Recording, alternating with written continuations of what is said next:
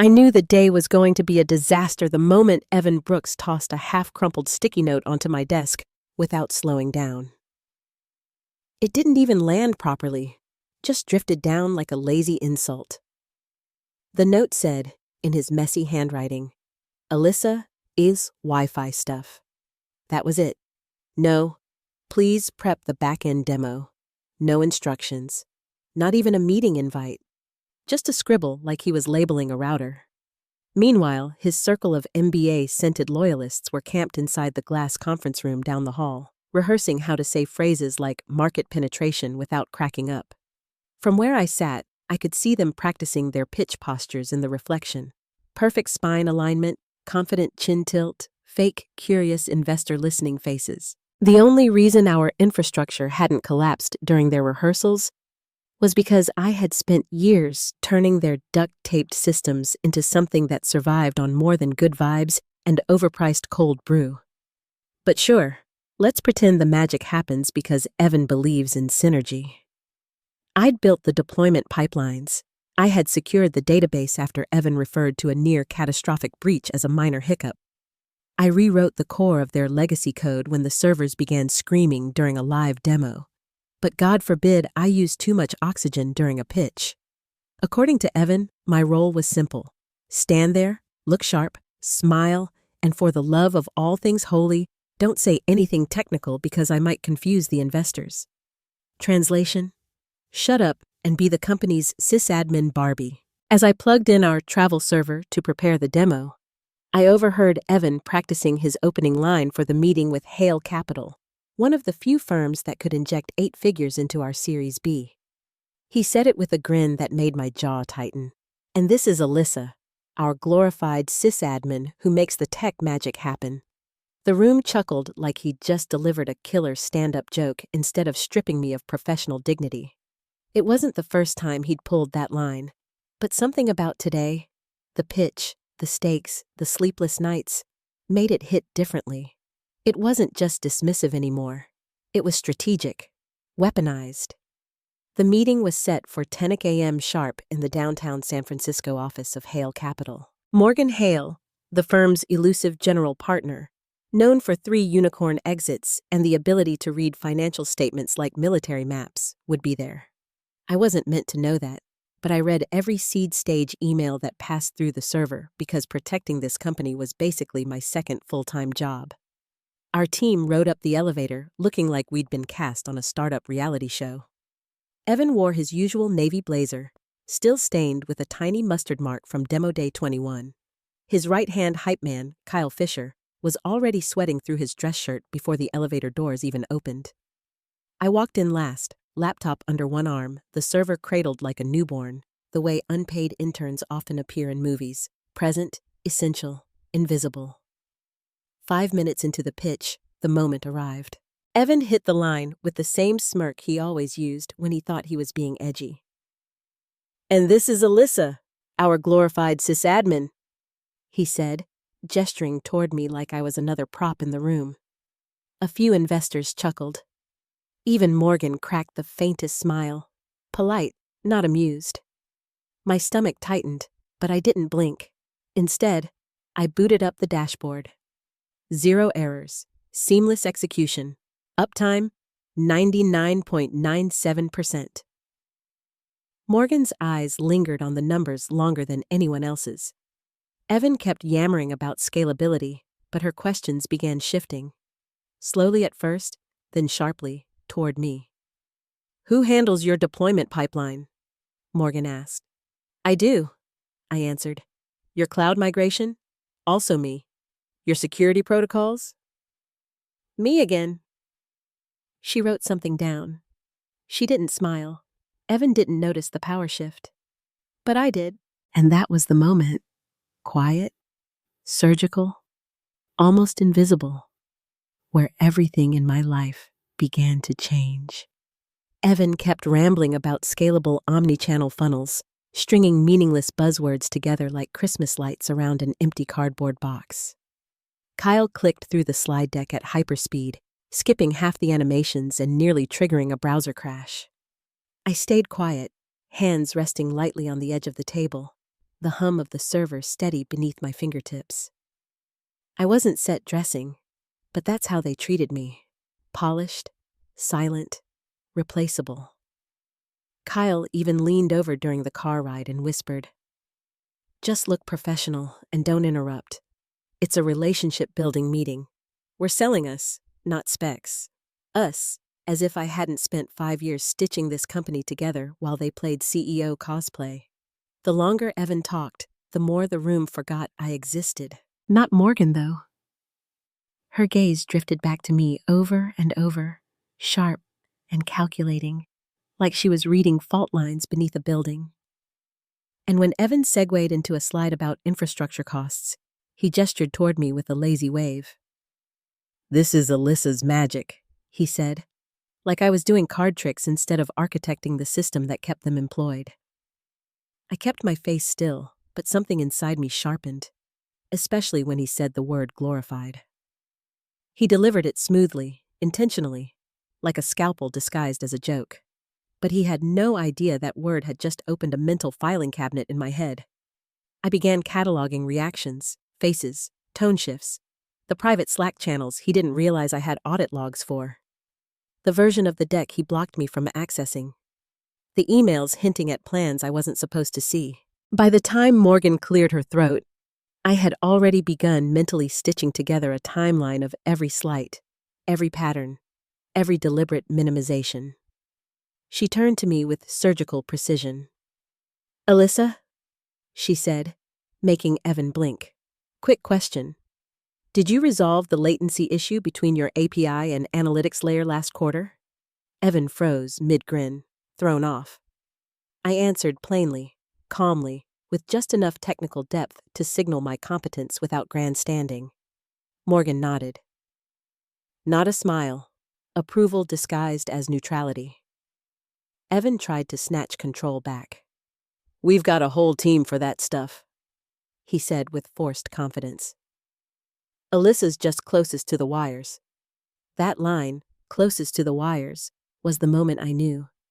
He thought proximity to technical reality made me less valuable than him. He thought it confined me to the trenches. He thought investors wanted charisma over competence. But Morgan wasn't fooled. Silence stretched across the room, a quiet indictment Evan didn't even sense. I did, and I knew better than to fill it. Evan plunged ahead, blissfully unaware he'd just detonated the meeting's power structure. When the pitch ended, he practically floated out of his chair like he'd already secured the deal. Kyle slapped him on the back, whispering about celebration drinks. Morgan remained still. She reached into her bag and pulled out a folder. Sleek, heavy, decisive. She slid it across the table toward Evan. "This is the term sheet." Evan blinked like she'd handed him a live grenade. "It is," she confirmed. 15 million. Standard preferred terms. Immediate close, subject to one condition. Kyle let out a sound somewhere between a cough and a squeak. Evan straightened, eager, already holding a pen, even though he hadn't read anything. "One condition?" he repeated. Morgan's voice didn't waver. "Alyssa is named Chief Technology Officer, effective immediately." The room went still, not confused still, heavy, surgical still. Kyle froze mid-breath. Evan laughed, a confused, nervous sound like he couldn't tell if she was joking or had misread her own notes. "I'm sorry, do you mean like formally acknowledging her?" he asked, voice pitching up.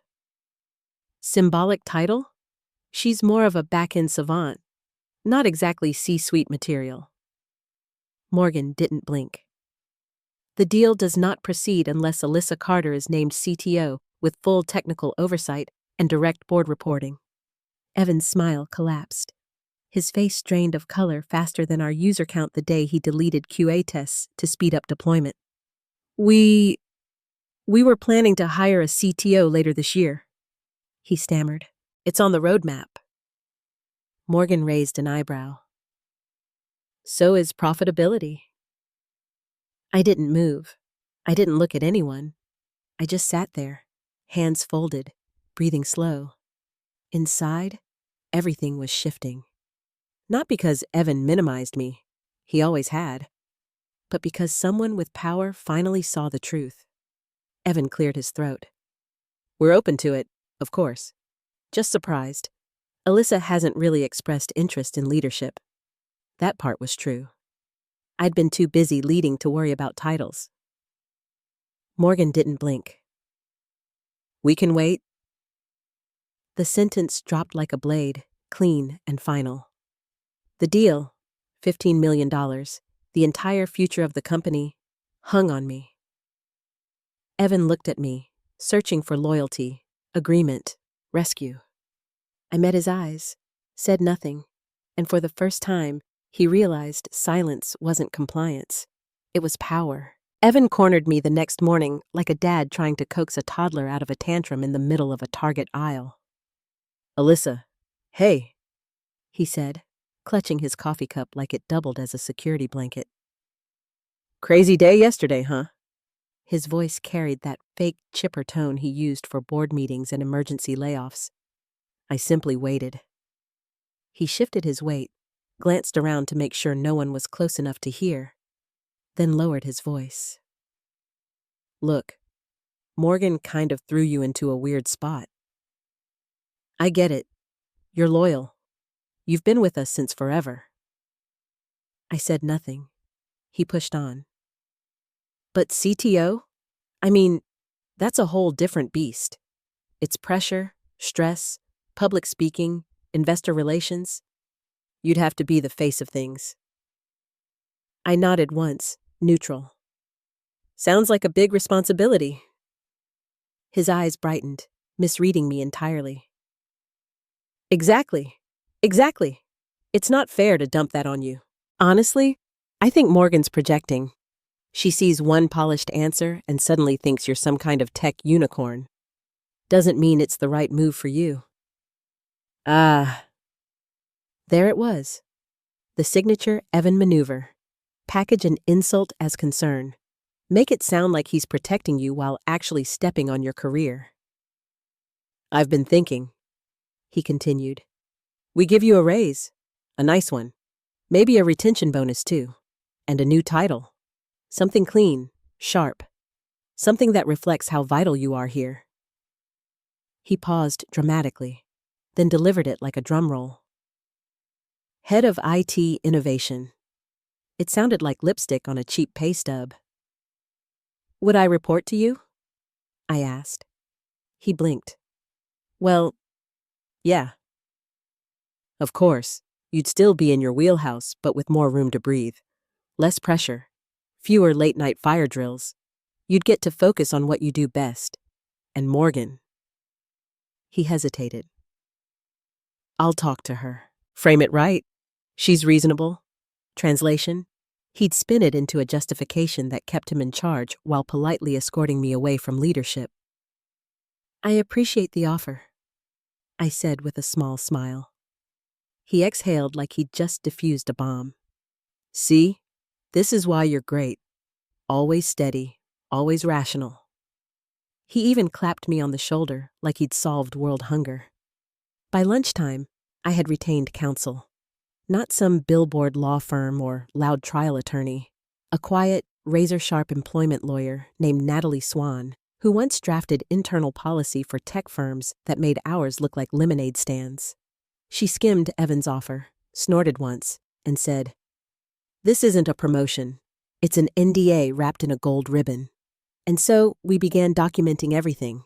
Every Slack message. Every meeting where Evan called me technical glue. The heartbeat behind the curtain, or the wiring person. Every instance of being placed in a leadership role without the title or pay to match. I didn't rant in Slack, didn't leak anything, didn't whisper at the coffee machine. I just kept showing up. Same calm tone, same flawless deployments, same infrastructure humming like a heartbeat. But Evan felt something shifting. The louder his jokes became, the more erratic his meetings grew. He suddenly scheduled culture surveys, random one-on-ones with junior developers, attempts to reassert dominance. Panic wrapped in a hoodie and founder energy. Because power, real power, doesn't panic. But Evan did. Then came Tuesday, 10:02 a.m. Not from me. Never from me. The email arrived from Natalie's assistant. Neat, polite, clinical. Addressed to HR, legal, and the CFO's admin. Per Section 4.1 of Employee Access Rights under the Internal Review and Equal Opportunity Policy, please provide the following records. Then a list. Performance reviews, compensation breakdowns, stock option schedules, all versions of board minutes relating to my role or title. The email hit the office like a dart in a balloon factory. By 11 a.m., HR's tone had shifted from happy to assist to, we are escalating this to legal. By noon, VPs who normally played ping pong at lunch were suddenly eating salads alone at their desks. A quiet tension spread through the building like someone had turned down the thermostat. I stayed silent, pushed a minor back-end update, answered a few tickets, drank my green tea. No one noticed. But the temperature drop? They felt it. 3 days later, the documents arrived. Sloppy, redacted in the wrong places, clearly rushed. Someone thought they were clever blacking out entire sections like I didn't already know what lived under the ink. But they forgot the metadata. Rookie mistake. The properties showed who compiled the files, when, from which folders. I didn't need smoking guns. I just needed patterns. And oh, I found them. The patterns weren't subtle. They were a roadmap of 5 years of exploitation dressed up as startup culture. First, the equity refreshes. 2 of them, promised at the 18-month and 36-month marks. Both explicitly documented in emails between me and Evan. Neither processed. Meanwhile, Evan received not 1, but 2 refreshes, and a phantom bonus labeled flexibility under pressure, dated the month after I cleaned up a production outage he caused by pushing untested code to master at 2:00 a.m. Then came my performance reviews. On paper, glowing. Words like indispensable, mission critical, architect of the system. But the board minutes, oh, those told the real story. Alyssa remains essential, but lacks executive presence. Another read, reliable but not visionary. Translation, we love her work, but not her face in leadership. And then I found the slide that made my lungs go still for a full 5 seconds. A private deck from a previous fundraising round. The leadership org chart. CTO role labeled TBD. My name nowhere. Not even as technical lead. Instead, Kyle, yes, the sweaty slide clicker, was listed as head of technical strategy. A title no one had ever said out loud, but apparently looked good on a term sheet. But the worst part was buried deeper, tucked into HR's internal notes. A flagged recruiter review. Alyssa Carter's responsibilities align with VP-level oversight. Compensation and title do not reflect this. Possible exposure under classification statutes, dated 8 months earlier. No follow-up. I printed that page and slid it into the folder in my desk drawer, right under a sticky note that said, "Smile more." A relic Evan once slapped on my monitor as a joke during a stressful sprint. The fury that rose in me wasn't loud. It wasn't the kind they expect from overworked women in tech. They're prepared for the Hollywood version, yelling, slamming laptops, storming out. That kind of anger is easy to dismiss. No, mine was colder, cleaner. The kind of fury that documents everything and sharpens into strategy. I lined up timelines, emails, server logs, revision histories.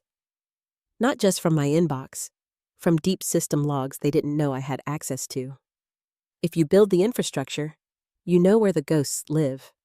And what I had was spotless. No missed deadlines, no violations, no red flags. Just 5 years of holding up a half-built empire made of Evan's ego and buzzwords.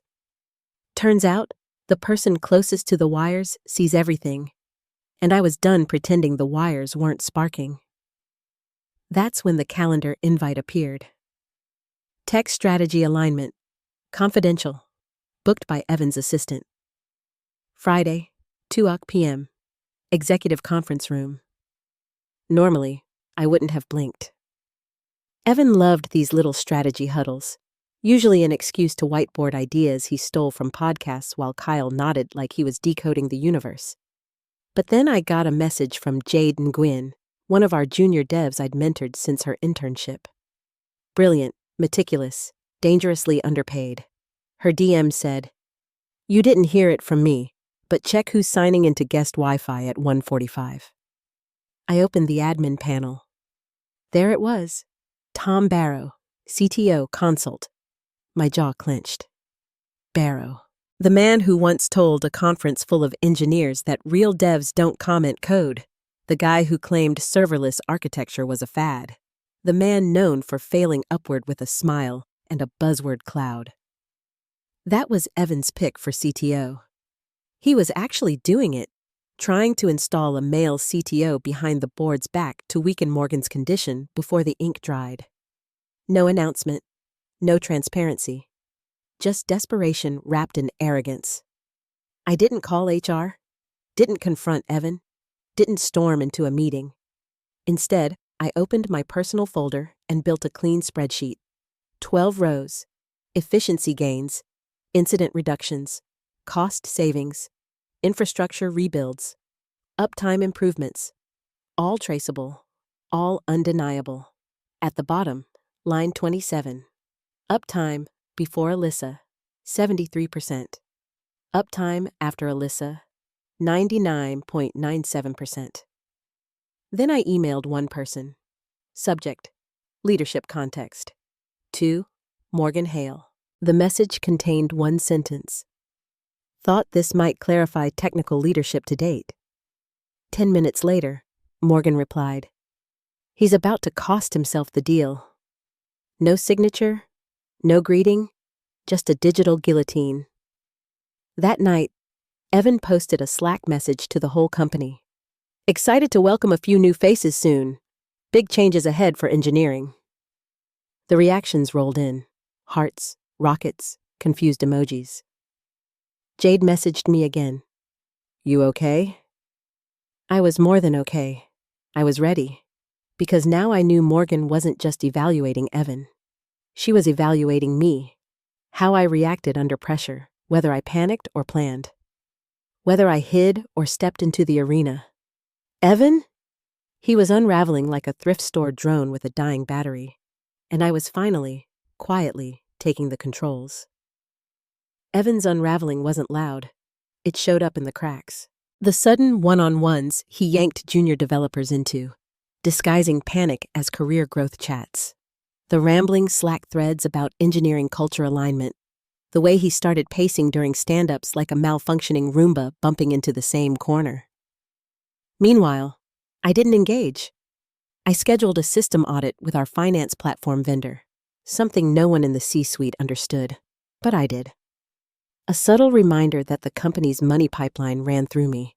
I quietly optimized a deployment script that had been untouched for 18 months. Shaved off 0.4 seconds. No one noticed, but I did. I needed to feel precision again, the exactness of control, because the board meeting was coming and I wasn't about to show up with emotion. I was showing up with proof. Friday arrived with the kind of tension you can taste. Metallic, thin, anxious. The boardroom was too cold, the way high-stakes rooms always are. It smelled faintly of lemon cleaner and something else. Fear. You could always tell when a meeting wasn't going to go Evan's way. He'd start sweating before anyone said a word. Today, he'd already blotted his forehead twice before I even stepped inside. Morgan walked in without her usual assistant. No laptop, no phone. Just a slim black portfolio and a paper cup of matcha tea. Like she already knew how the day would end and didn't need a single electronic device to get there. She took her seat with the quiet confidence of someone who made decisions that bent entire markets. Evan stood at the head of the table with his secret weapon. Tom Barrow, the consultant he'd dragged in behind the board's back. Tom shook hands with everyone like he was campaigning for middle school class president. Boxy suit, 2 white sneakers, LinkedIn thought leader smile. He didn't recognize me. He didn't have to. Morgan did. Tom barely finished his first sentence, something about transformative scale architectures, before Morgan raised a hand, frost cold. I asked for a technical breakdown from the proposed CTO, she said. Evan forced a chuckle. Of course, Tom's mapping out the broader vision Alyssa helped shape. She's more of an implementer, not the big picture person. Morgan didn't even breathe differently. Then you misunderstood. I want to hear from the person who took this company from 73% uptime to 99.97. That's who we're investing in. Evan went pale. Tom awkwardly lowered his clicker. Evan turned to me with a look that wasn't a request. It was a plea. I stood slowly, walked to the monitor, plugged in my laptop, and opened my slide deck. The real one. The one I'd built in the shadows. 5 slides. No animations, no buzzwords. Just architecture, incident timelines, budget improvements, projected cost savings for the next 2 quarters. All based on my roadmap, not Tom's corporate word soup. I explained the migration to containerization, the caching layers I'd silently implemented last fall, the auto-scaling strategy that had cut cloud costs by 31% without requiring a single rewrite from engineering.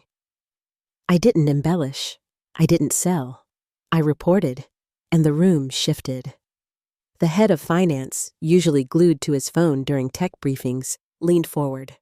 The investor partner began taking handwritten notes. Even the board chair, who once asked if VPN was a cryptocurrency, slowly nodded after the 5th slide. Then I closed with the side-by-side comparison. Current stack performance under my roadmap versus projected performance under Tom's.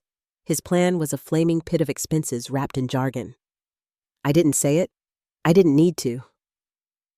Morgan stood, closed her portfolio, and said, "My offer stands, with her or not at all." Silence. Evan opened his mouth, but nothing came out except a thin wheeze. He wasn't used to a world where his charm didn't buy him airtime. Meeting adjourned. But the real moment came after. As the room emptied, people filed past my seat. First the head of operations. That caching strategy. Brilliant. Then the investor rep. Didn't realize you were the one holding this place together. Finally, the board chair placed a hand on my shoulder. Wish we'd known sooner. I didn't say what I was thinking. I only needed you to know now. Evan called me into his office like it was still his kingdom. But the fishbowl glass walls no longer reflected authority. They reflected dread. He motioned to the chair. I didn't sit. Crazy week, he began, voice cracking. This CTO thing got away from us. Morgan's intense. She doesn't know the behind the scenes. The late night freakouts. The difficulty connecting. I stared at him. He pushed harder, desperation leaking through. I made you, Alyssa. I took a chance on you. There it was, the nuclear button. You made me? I repeated quietly. Then unmake me. His eyes widened. I walked out, didn't close the door, let everyone hear the silence he couldn't control. Back at my desk, I opened my laptop with a calmness that felt almost unreal, like I was watching myself from a few feet above. I clicked compose, addressed the email to Morgan Hale, CC'd the board and the legal team, and typed the sentence that would alter the trajectory of the entire company.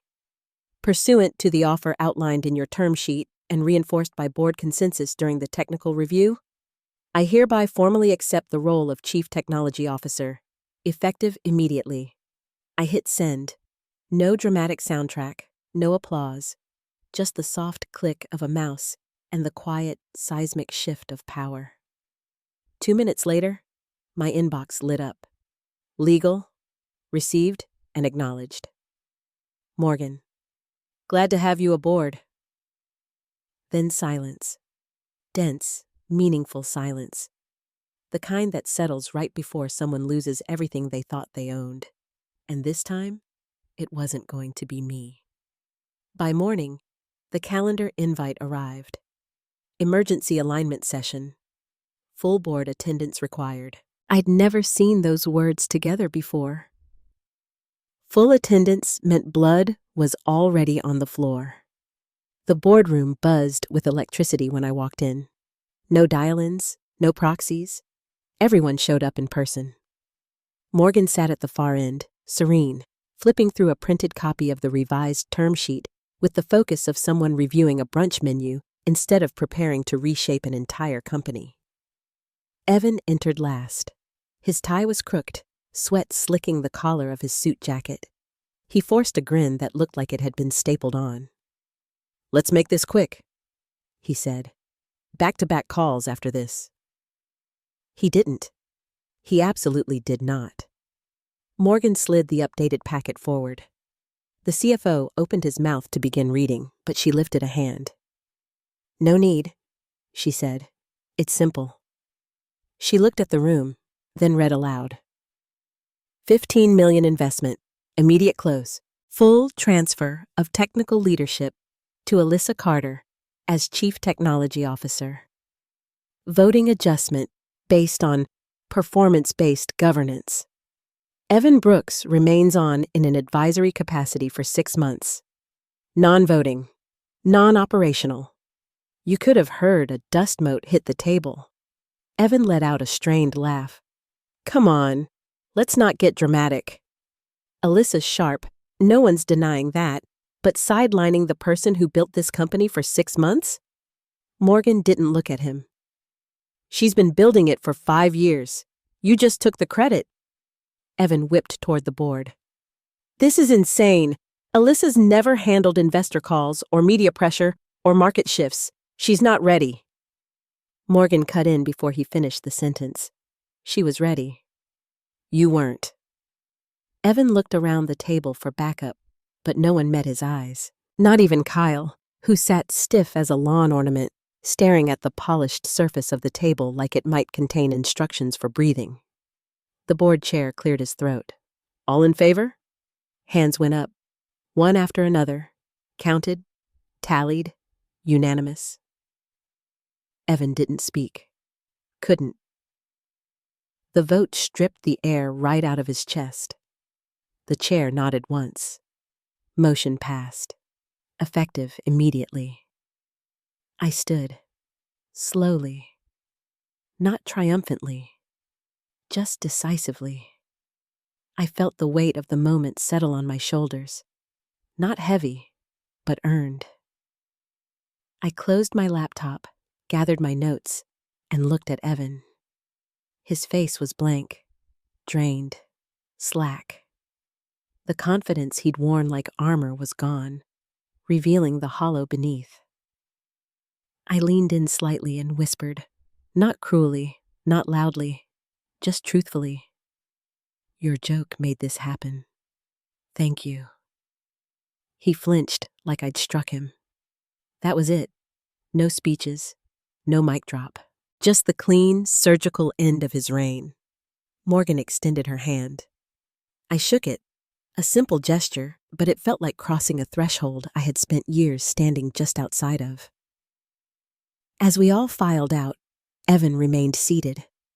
Frozen. Eyes locked on the polished table as if waiting for it to offer him a way out. It didn't.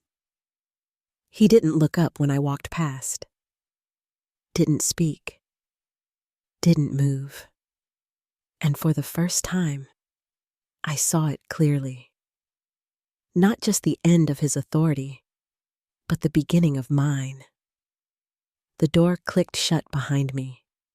A quiet sound, but it echoed like a starting gun. The office felt different the moment I stepped out of that boardroom. Not louder, not celebratory, just recalibrated, like the building itself had shifted its weight. People didn't rush toward me or whisper congratulations. They didn't need to. The way their eyes followed me, steady, assessing, newly respectful, Was acknowledgement enough?